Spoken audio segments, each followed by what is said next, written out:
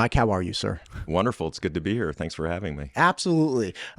This conversation came about because I did a dump truck of interviews with Prop One. I did 3 for, 3 against, and a debate with Rod Beck and Hiram Erickson, which was fantastic. After that, people started realizing, they're like, hey, first off, thanks for like bringing to light a lot of these different perspectives. And then some of the people involved in that ballot initiative came out and were like, hey, this is a great way to communicate with the populace. Because when we're talking about ballot initiatives, we're talking about citizen-led laws and pushes to change Idaho. I had Luke Mayville on just a few weeks back talking about the bills that were arriving, making the ballot initiative process more rigorous, right? So instead of having, say, 50% of the population or 50 plus 1% of the population to pass a citizen-led ballot initiative, you'd need 60%, things like that. And just talking about the nature of the initiative in general. And Luke himself has led the charge on, I believe, 3 initiatives. One was Medicaid expansion, one was school funding, and then the other was Prop 1. Talk to me about your position and your findings, because you've done some studies as well. Talk to me about the ballot initiative as you see it, where it fits within the state of Idaho, and what you think, if anything, needs to be revised. You bet. I think it's important to actually look back at the origin of ballot initiatives. So like any other topic, if I'm going to wade in, I want to understand, why does the ballot initiative exist in the first place? What was its purpose? And its original purpose, if you go back to the progressive era in 1902 in Oregon, this is the time when progressives were the populists as opposed to maybe MAGA or the populists today. Sure. A lot of the legislature back then was corrupt, and that because we were still in the Gilded Age, right? Sure. Everything's going to industrialization, urban centers, railroad companies are sort of running the show. And this is like 1880s. 1880s, yes. Right. We're still experiencing a lot of the same monopolies that we had in the Gilded Age in the early 1900s as well, right? So in 1902 in Oregon, the Southern Pacific Railroad, they ran all of the transportation for agricultural products to get out of Oregon and ship to whomever needs to consume it. And the legislature was hearing complaints from farmers and the people that the rates were too high. They're fixed. It's a monopoly. We can't do anything about it. The legislature refused to take up a bill to reform that. And so a guy by the name of William Wren said, hey, wait a minute. You know what? The legislator is not representing us, we the people. Sure. Right? Right now, out-of-state moneyed interest, in this case, Southern Pacific Railroad, is running our legislature, and so they're not listening to us. So we need an avenue where our voices can be heard and they're not corrupted by those out-of-state moneyed interests. Sure. And that's kind of ironic, and we'll come back to that topic and fast forward to Idaho today. And so the very purpose of ballot initiatives was to make sure that people's voices were heard and to make sure that, I'm repeating myself, but it's important to hear this, that those out-of-state moneyed interests were not subverting or muting the people's voices. And so when we come back to Idaho today, we'll talk about, and this is a big topic, and I think even Luke Mayville acknowledged this, money is an issue and how it plays a role, especially in the ballot initiatives. And so when you look at the modern day heir apparent of Southern Pacific Railroad and you look at some of the money that's been coming into ballot initiatives in Idaho, we have an interesting and similar phenomenon, except everything's been turned upside down. Now the ballot initiative process, in many ways, one could argue, has been co-opted by those same out-of-state moneyed interests, and they're now using that as a way to manipulate the voices of the people. Okay. Medicaid expansion. Where was the moneyed interest pushing Medicaid expansion? Now, I'm not an expert on all of the money for Medicaid expansion. That was before my time, so I've been here 5 years. I will say, I think it was something close to $2 million was raised for Medicaid expansion. Much of that came from out of state. My experience was with Proposition 1, and I think you'll see recently a similar pattern, not just in Idaho, but many other states. When you look at ballot initiatives, whether or not it's marijuana, even something like abortion, we can talk maybe a little bit about some of those ballot initiatives coming into Idaho in 2026. There are still always moneyed interests. And you'd ask yourself, even for Proposition 1, why would anybody with money be interested in investing in a campaign to change Idaho election law? Why would anybody care to spend their money? They're expecting some kind of ROI, right? Well, okay, if I may. I hear what you're saying 100%.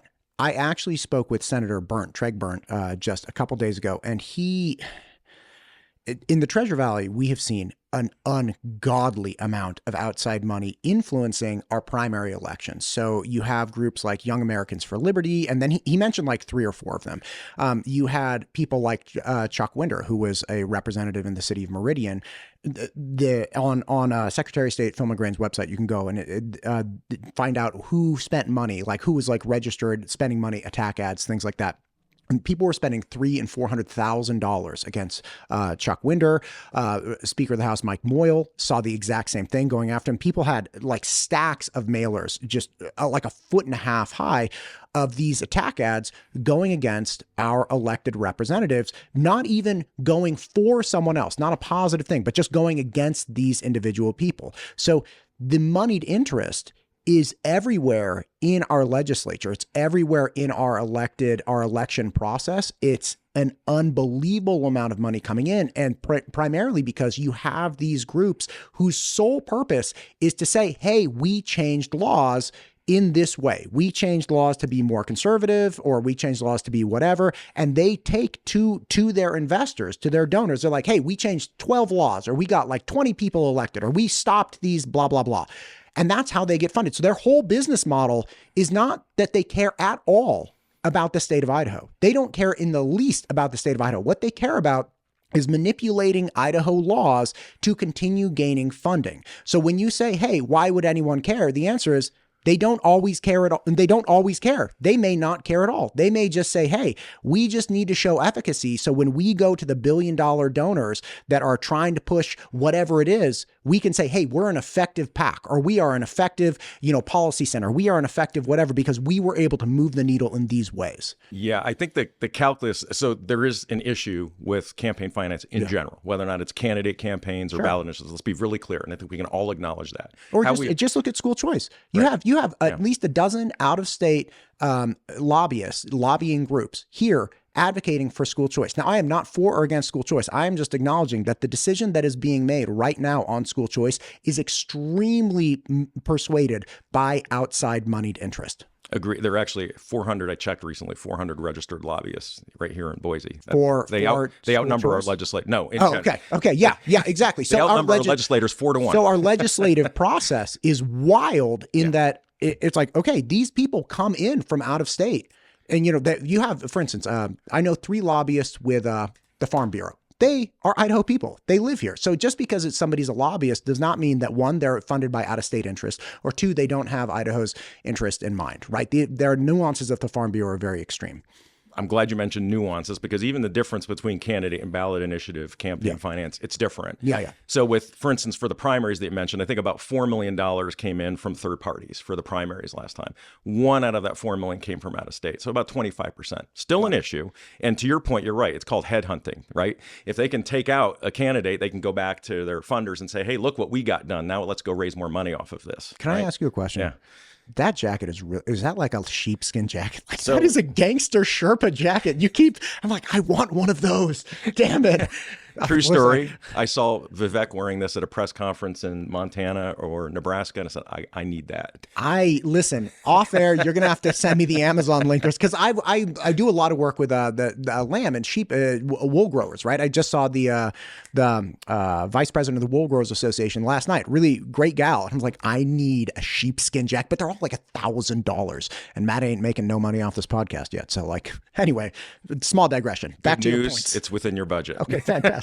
Thank you, sir. All right, keep going. So the campaign funding is a little bit different. To your point, you're absolutely right, though. Those out-of-state interests are coming in. They're looking for scalps. They're going to show their funders so they can go back and raise more money, full stop. The ballot initiatives, I think, are a little bit different. And money is just one issue. I don't want to just focus on the money.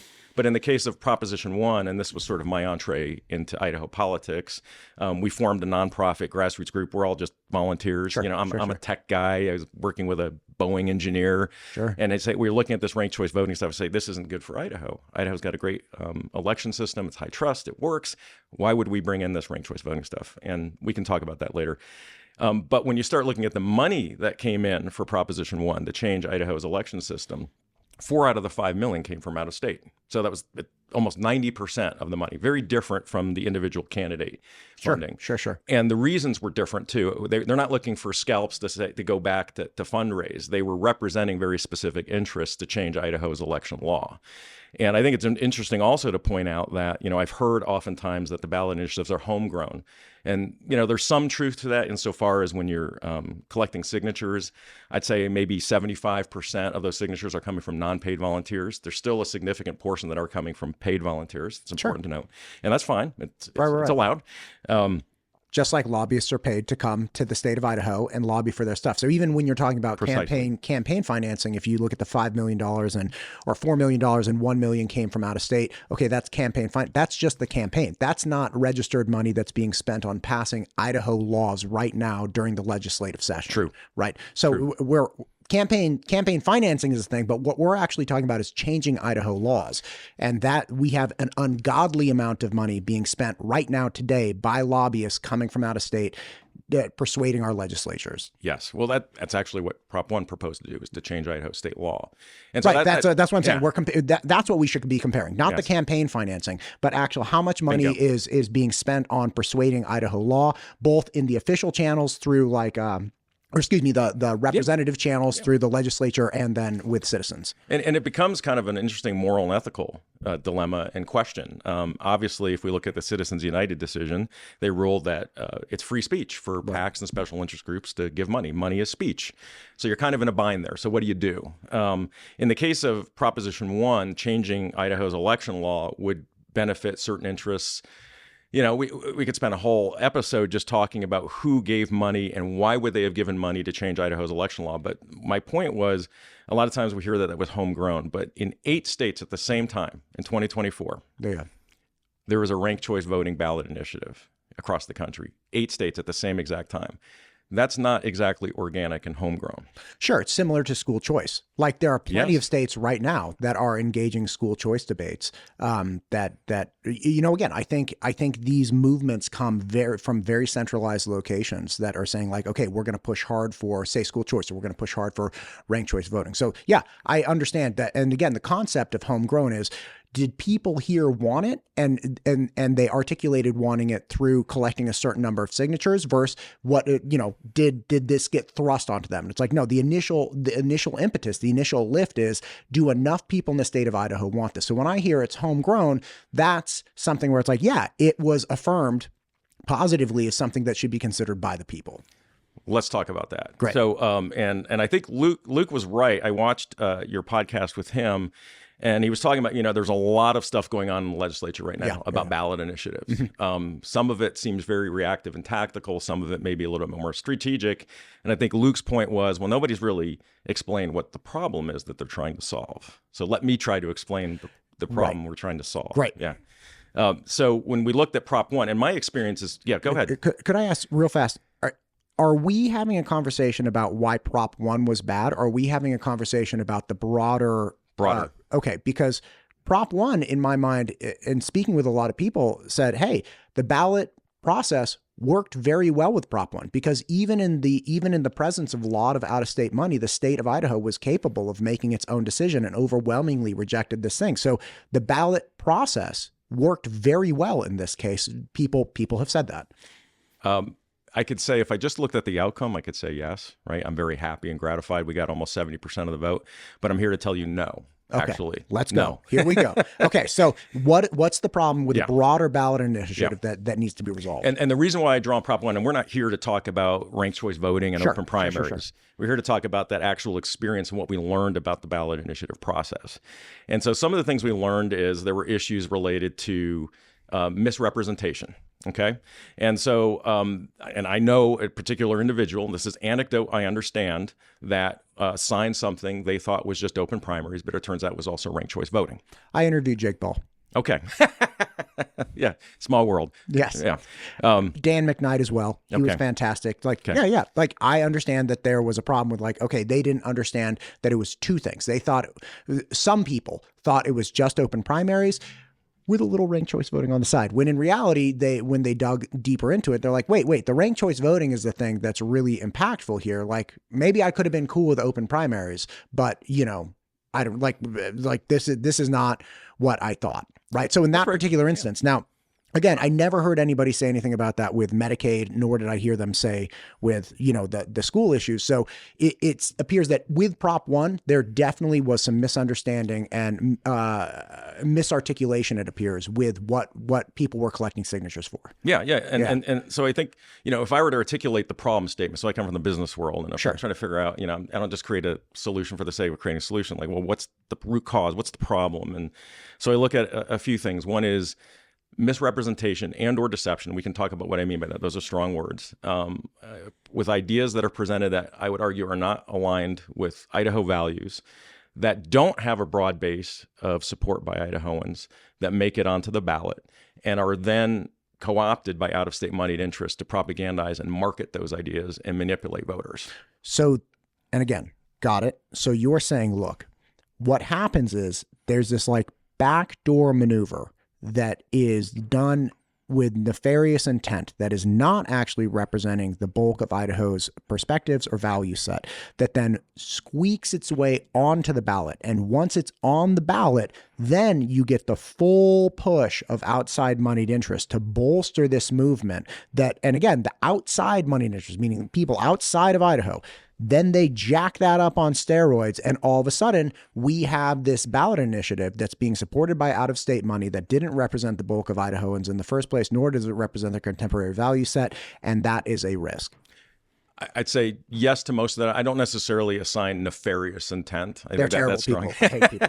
I hate people coming in here from outside of Idaho. I don't care. I'm sorry if you're from outside Idaho and you're a lobbyist here today. I'm not a fan. I'm going to let Idaho argue with Idaho. Fair enough. Yeah. So there were definitely issues of misrepresentation, and I think, and then also inaccuracy. And what I mean by that is, it's one thing when you're getting signatures to tell somebody, hey, this is open primaries, because we know open primaries are popular, but ranked choice voting isn't. So we're going to heavily emphasize open primaries. And hey, we might not even mention ranked choice voting. That's one thing.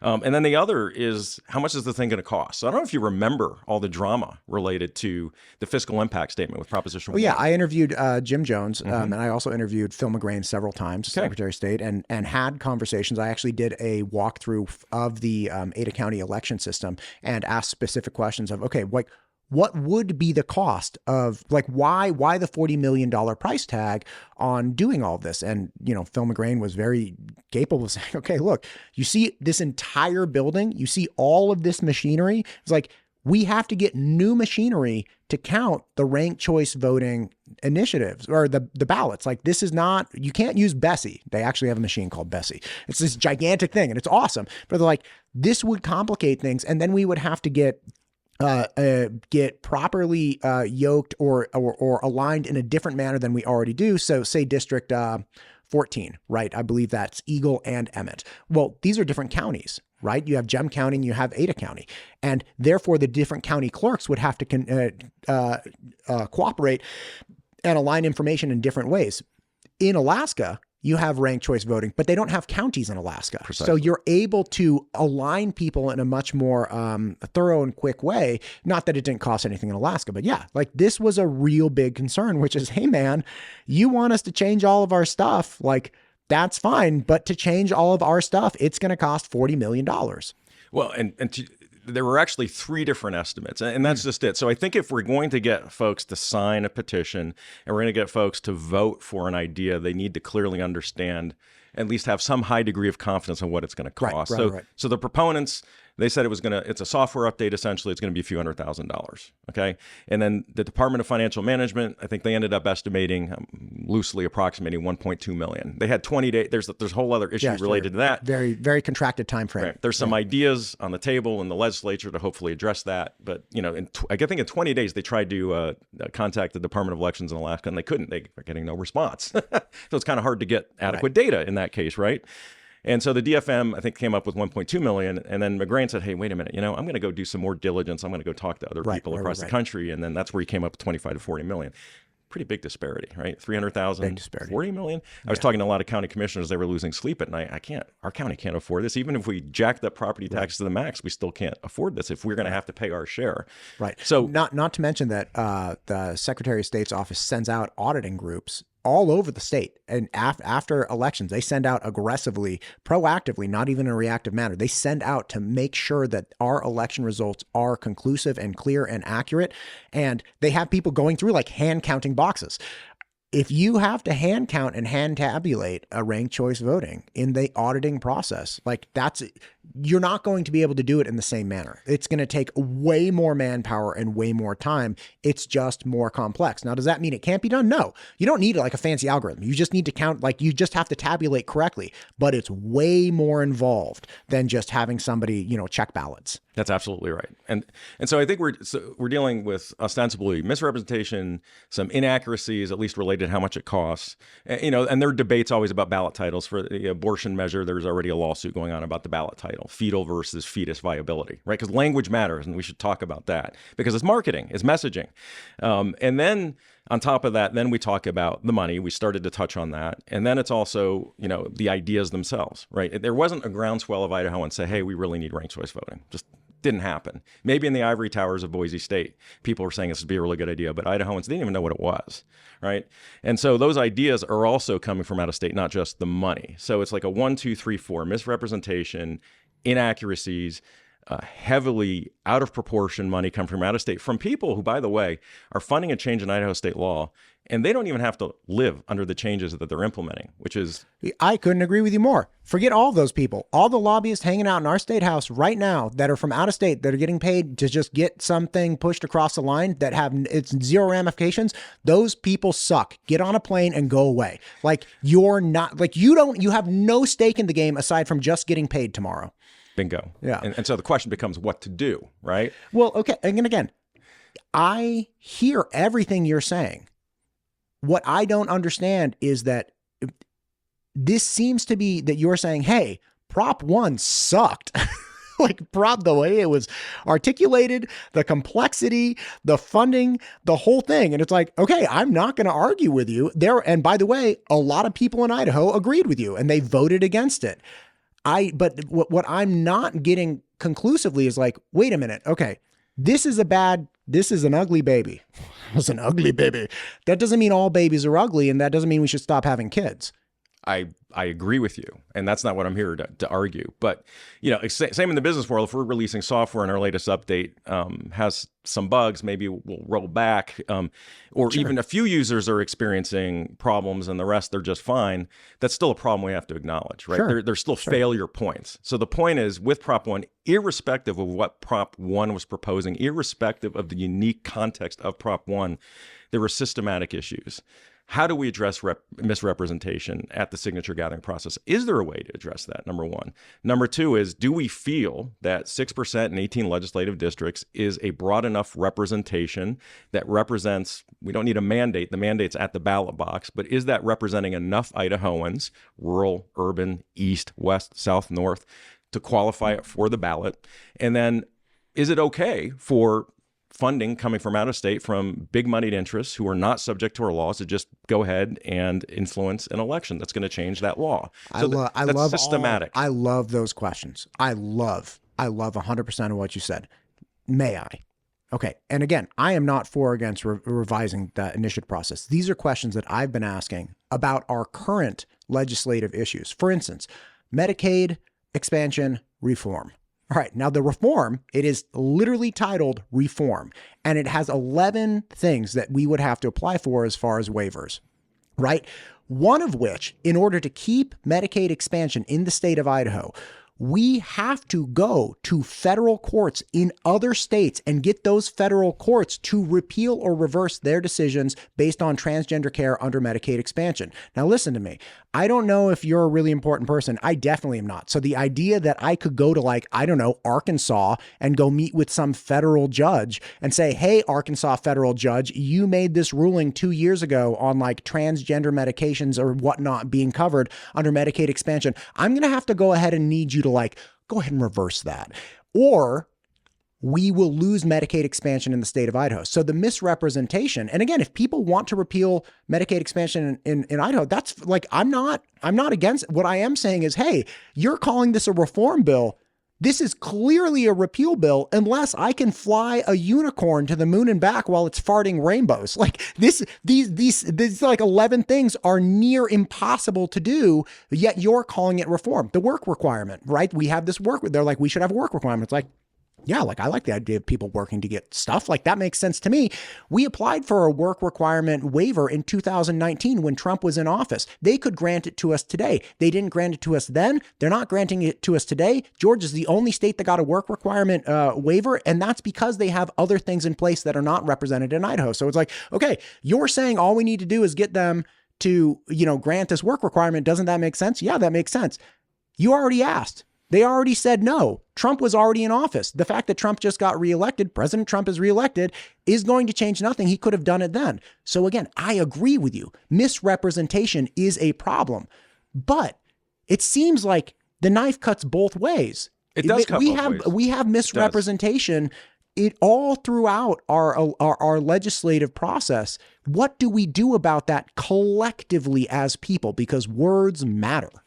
That words matter a lot, right? And we gave an example with Prop 1, is it open primaries or ranked choice voting? For the initiatives that are coming 2026, for marijuana, is it decriminalization or is it legalization? For abortion, is it fetal or fetus viability or is it 24 weeks? By the way, those word choices mean everything. Yes. Everything. So what I want to do, though, is, so we're looking at it, we polled people not just on Proposition 1, but on how do they feel about the ballot initiative process? Because that's when it's the voice of the people. The whole point of the ballot initiative process is to make sure the voice of the Idahoans are heard.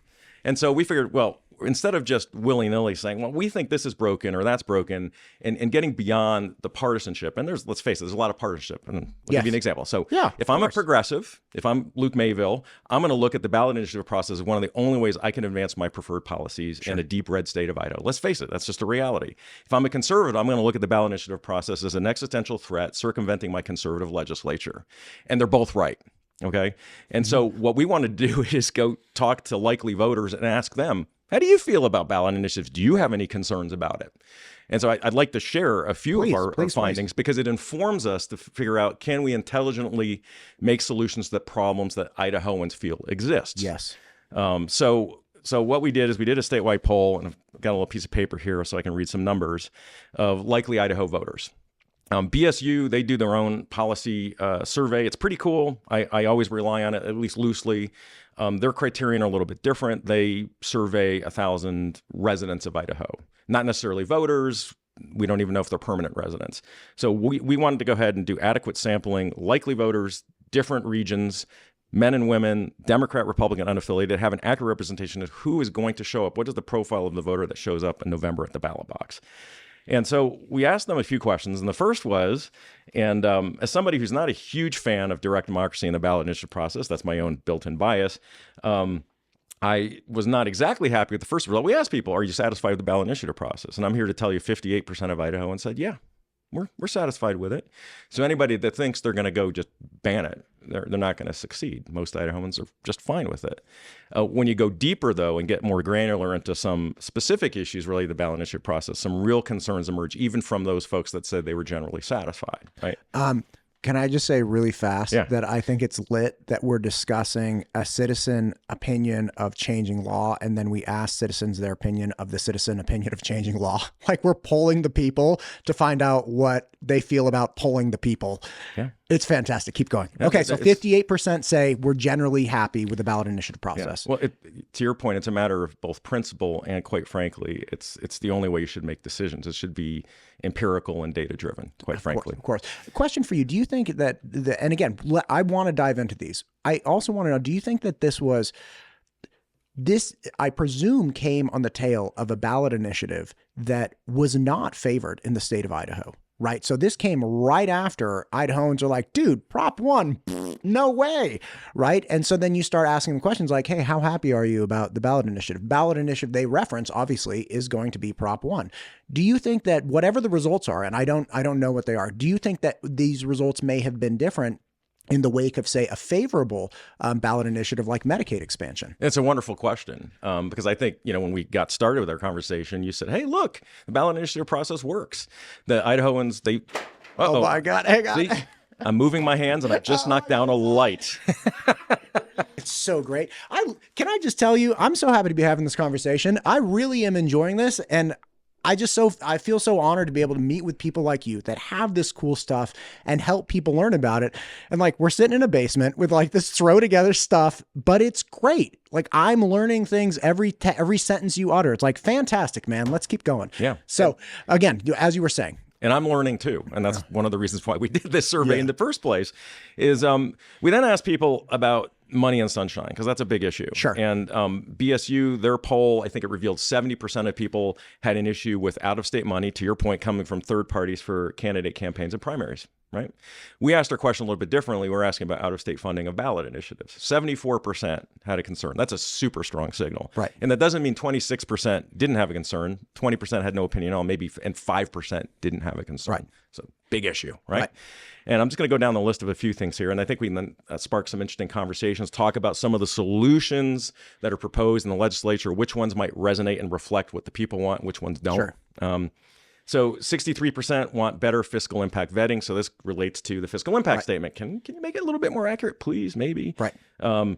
59% want to empower the Secretary of State with periodic audits to make sure there's no fraud and everything's being accurately counted and all the signatures are valid. 50% want to ban out-of-state funding outright. That doesn't mean 50% don't. About 35% have no opinion, and about, I don't know, what does that leave you with? 15% have no problem with the out-of-state funding. But that's actually strong. 50% want to just ban it outright. Citizens United, that kind of throws the whole wrench in that. 44% want more sunshine on out-of-state funding.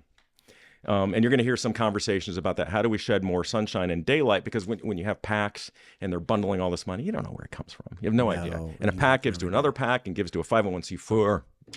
Forget about it. Yeah, right. I'm going to start doing over the primary and then the general. I think I'm going to start doing a ballot watch, like a bunch of ballot watch videos, just like once a week or once every couple of days, where people send me pictures of these of not ballot watch, mailer videos. So send me the mailer, send me a picture of the mailer and be like, this mailer against this guy is coming from this group in North Carolina. Just so you know, has nothing to do with Idaho. I'm not saying he's good guy or bad guy, but don't listen to this mailer and just start calling out this trash machine that is only interested in manipulating Idaho. I love that. Keep going.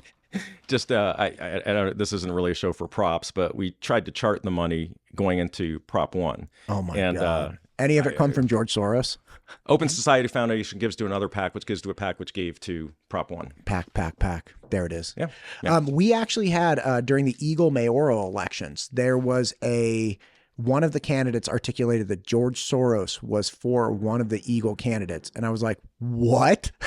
And he's like, George Soros gave to this PAC, which gave to this PAC, which supports the Eagle Fire District, and the Eagle Fire District supports this candidate. I was like, this is wild.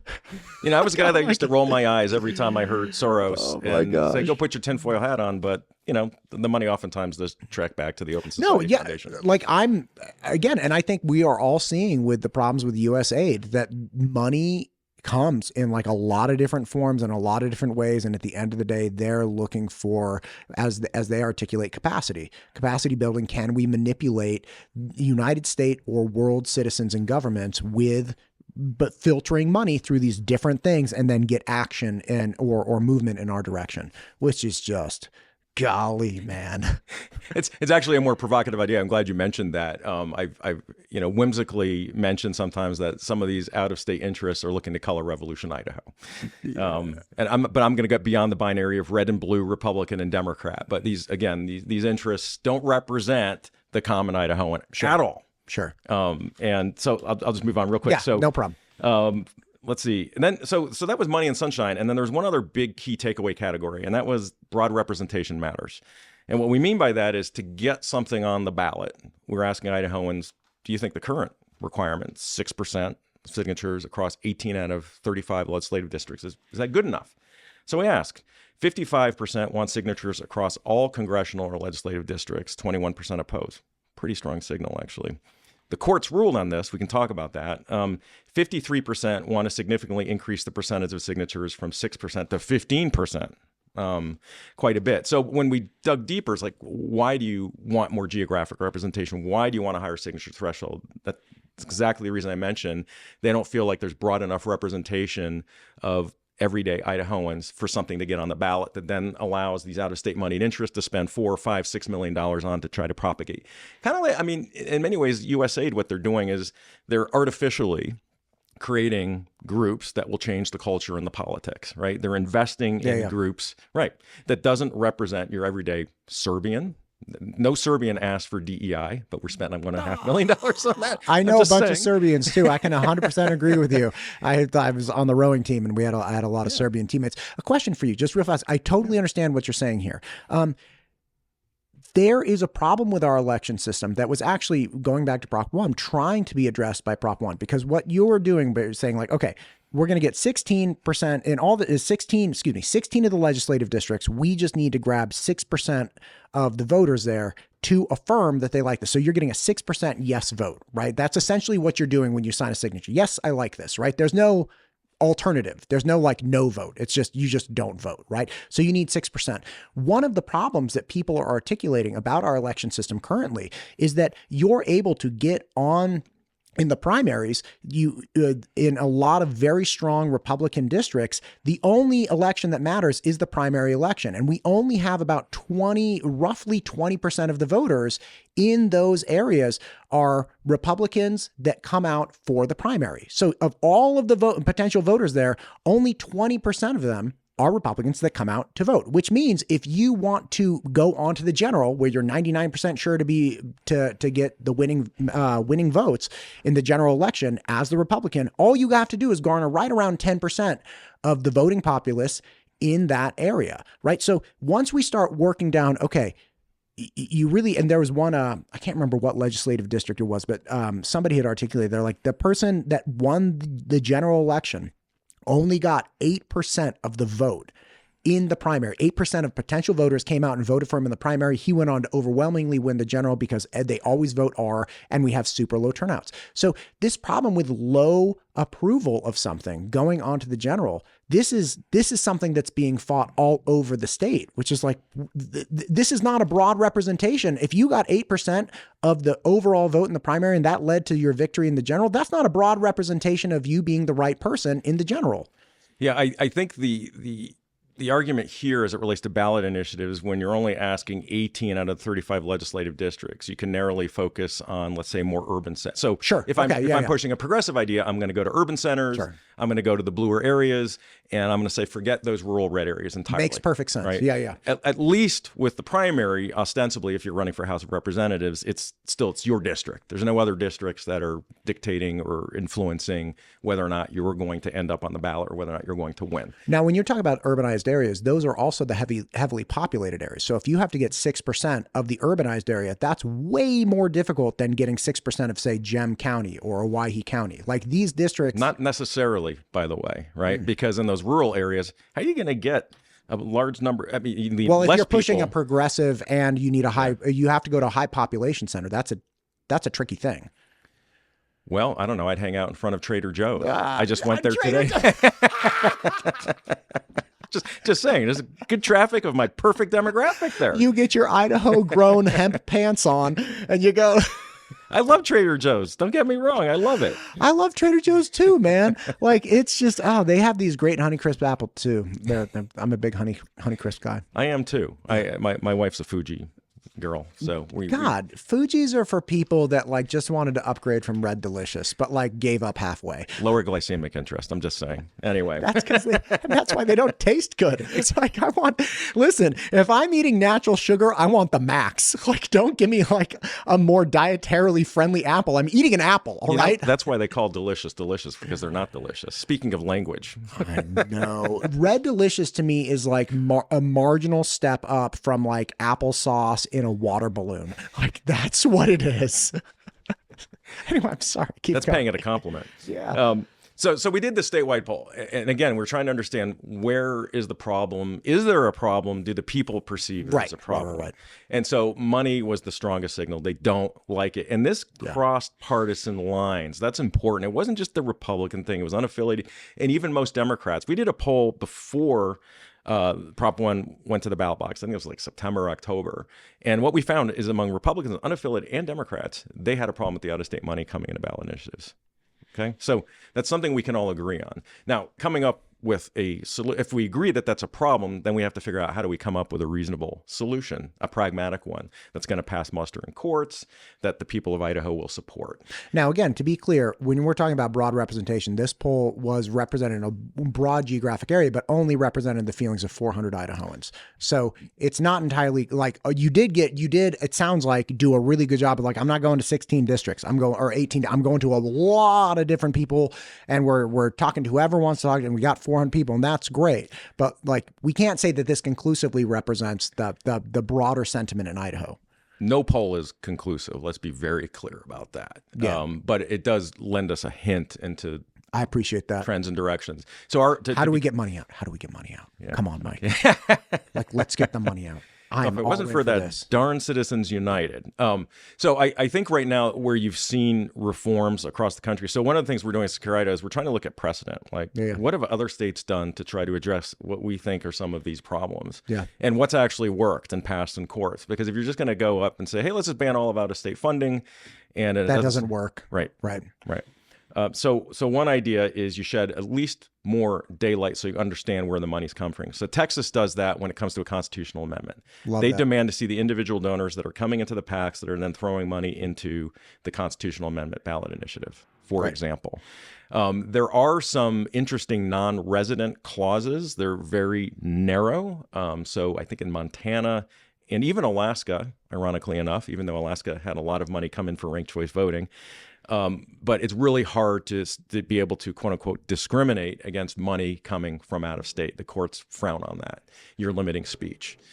So I think probably the best window of opportunity is going to have to be just shedding more daylight and more sunshine. Gotcha. That's the best you can do. Gotcha. I like that. It's not enough for most Idahoans. I can tell you that by far. It's not satisfactory to them. Oh, this Idahoan as well. Like, that is not enough for me. I like that more than not doing anything. But yeah, like, let's know where the money came from. I want it plastered on billboards. Like, this is from a dude who doesn't even live on this side of the continent. That's right. Well, like going back to 1902 in Oregon when they were introducing the ballot initiative, the Southern Pacific Railroad, everybody knew the money was coming from them, but it didn't stop the money. Right. That's why they had to do the ballot initiative process to begin with, by the way. Man. Yeah. So more sunlight on the money. More sunlight on the money. And then, so going back, we're talking about theoretical or alleged misrepresentation. We're talking about, because I'm not going to pick a spot one way or the other where people intentionally misleading people on the signatures. But can we prevent that behavior? I think we can all agree we'd like to do more to maybe prevent that behavior if possible. What does that look like? So I think there's some reform ideas there. And then when we talk about broader representation, so real quick, if we look at the legislature today, there's a slew of solutions that the legislature's throwing on the wall. It's kind of like throwing pasta on the wall, see what sticks. Yeah. I got to admit, as somebody who has a lot of issues with the systemic problems of the ballot initiative process, I'm looking at some of the proposed solutions, and they're very reactive, very tactical. We got to do something, right? Yeah. And so you'll see a few. One was a proposed governor's veto that lost. There was another one by Senator Conowitz to require 6% signatures in all legislative districts as a constitutional amendment that was first introduced as hopefully a change in statute. The courts threw that out. They said it's a tyranny of the minority. Sure. You can get around that by introducing a constitutional amendment. So the House and the Senate have to pass it, and then it has to go, ironically enough, to the ballot, and then the people have to vote on it. I give that one 50-50 odds if it's ever going to see the light of day on the ballot. And then there's another one that's proposing that if, and this one's interesting, and I think you and Luke touched on this, if a ballot initiative is to pass, so it makes it on the ballot, it must achieve a 60%, i.e. a supermajority, in order to pass. Now, that one's interesting because you can look at other states, I think Florida, for example, and if it's a constitutional amendment, i.e. it's a significant change, you need 60%. Go to Arizona, a few other states, if it's a change to wildlife taking or taxes, you need a supermajority. So there is precedent that if the issue is significant change, then you need 60%. So now, of course, not just for the ballot initiative in general. It's only attacking either a constitution or like a protected department or area. Right. Something like that. But still, significant change leaves, it's pretty open for debate on what that means, right? So one could argue with Proposition 1, okay, you're changing the fundamentals of the election system. That's kind of significant. An argument could be made. So do you say a supermajority? So anyways, that bill has been introduced as well. Gotcha. We'll see where that goes. Man, what a wild time, Mike. This is I really like hearing this data. I like understanding how people are thinking and feeling. And yeah, look, for me, I am for putting everything on the table to figure out how we insulate Idaho from outside interest. And if that means we start chipping away in certain areas, or we do things that, haven't been done, let's just have it all on the table. Let's talk about it, because overwhelmingly it is clear that we had respected legislators last year that had hundreds of thousands of dollars, millions of dollars collectively coming in against them from out-of-state moneyed interest that had they didn't even know who the person was. They didn't even care. That actually came to light. Secretary of State Phil McGrain ended up calling people in other states saying like, hey, what's the deal? You're spending all this money against, say, Chuck Winder. And the response is, who's Chuck Winder? Like, these people don't care. So whatever we can do in campaign finance, whatever we can do in the legislative process, whatever we can do in the ballot initiative process, whatever we can do to start chipping away and insulating Idaho from outside money, I think it all needs to be on the table to talk about. Amen. And I think left and right would generally agree on that topic, which is kind of cool. But listen, we cannot cross the line of being bipartisan, my guy. Listen, I appreciate you. I do have to cut it short here. Is there anything we've missed? No. I'm sure there's a lot, but you'll have to come back. Yeah. I just, the 10-second pitch, Secure Idaho, we're here to protect election integrity for Idahoans. That's our first and primary mission. I love that. We're a bunch of grassroots. None of us are getting paid.